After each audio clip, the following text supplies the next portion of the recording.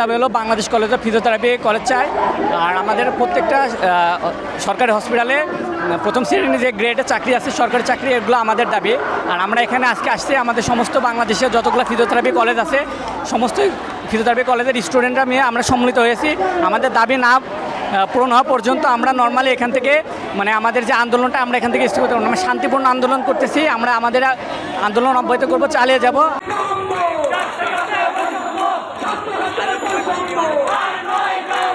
আমাদের দাবি হচ্ছে গিয়ে আমাদের কাউন্সিল গঠন করে কলেজ অফ ফিজিওথেরাপি গঠন করা, আর প্রত্যেকটি হসপিটালে আমাদের সরকারি চাকরি, এই দাবি আমরা সবাই চাই।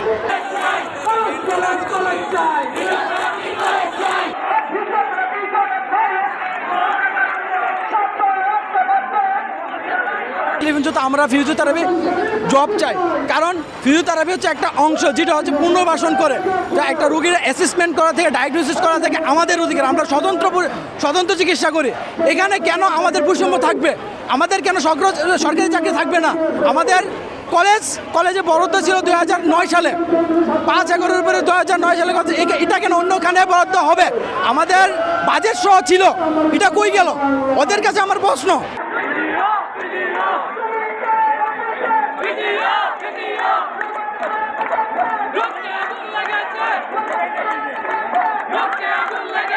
আমরা সরকারি চাকরি চাই প্রথম গ্রেডের, আর হচ্ছে আমাদের হচ্ছে মেডিকেল কলেজ চাই।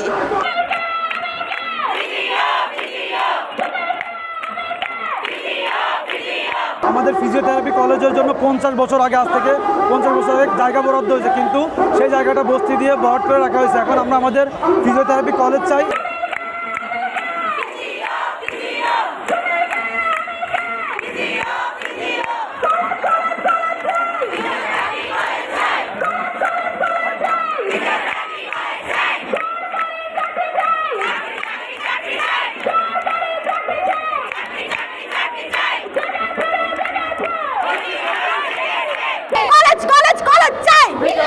কলেজ চাই, চাকরি চাই।